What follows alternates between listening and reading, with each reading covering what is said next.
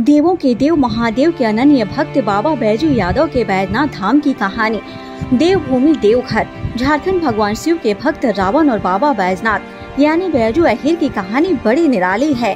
पौराणिक कथा के अनुसार दशानन रावण भगवान शंकर को प्रसन्न करने के लिए हिमालय पर तप कर रहे थे। वह एक एक करके अपने सिर काटकर शिवलिंग पर चढ़ा रहे थे। 9 सिर चढ़ाने के बाद जब रावण 10वां सिर काटने वाले थे तो भोलेनाथ ने प्रसन्न होकर उसे दर्शन दिए और उससे वर मांगने को कहा। तब रावण ने कामना लिंग को ही लंका ले जाने का वरदान मांग लिया। रावण के पास सोने की लंका के अलावा तीनों लोकों में शासन करने की शक्ति तो थी ही, साथ ही उसने कई देवता, यक्ष और गंधर्वों को कैद करके भी लंका में रखा हुआ था। इस वजह से रावण ने ये इच्छा जताई कि भगवान शिव कैलाश को छोड़ लंका में रहें। महादेव ने उसकी इस मनोकामना को पूरा तो किया, पर साथ ही एक शर्त भी रखी। उन्होंने कहा कि अगर तुमने शिवलिंग को रास्ते में कहीं भी रखा तो मैं फिर वहीं रह जाऊंगा और नहीं उठूंगा। रावण ने शर्त मान ली। इधर भगवान शिव की कैलाश छोड़ने की बात सुनते ही सभी देवता चिंतित हो गए। इस समस्या के समाधान के लिए सभी भगवान विष्णु जी के पास गए। तब श्री हरि ने लीला रची। भगवान विष्णु जी ने वरुण देव को आचमन के जरिए रावण के पेट में घुसने को कहा। इसलिए जब रावण आचमन करके शिवलिंग को लेकर श्रीलंका की ओर चला तो देवघर के पास उसे लघु शंका लगी। ऐसे में रावण एक बैजू नाम के अहीर को शिवलिंग देकर लघु शंका करने चला गया। कहते हैं उस बैजू ग्वाले यानी अहीर के रूप में भगवान विष्णु जी थे। इस वजह से भी यह तीर्थ स्थान बैजनाथ धाम से विख्यात है।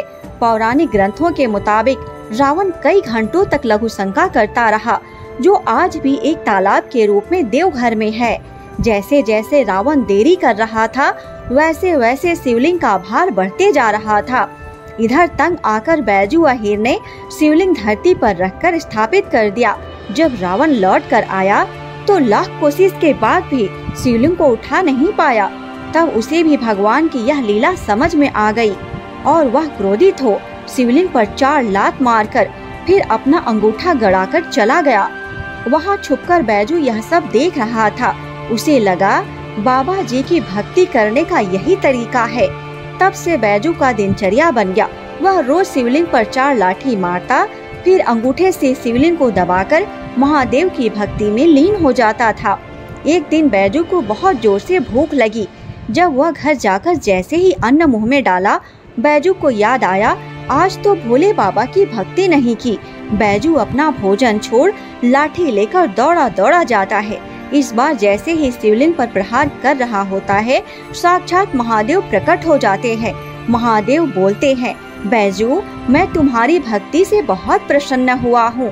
बैजू महादेव को देखकर उनके चरणों में गिर जाता है और बोलता है, महादेव मैंने रावण को देखा था ऐसा करते, तो मुझे लगा ऐसे ही आपकी भक्ति की जाती है।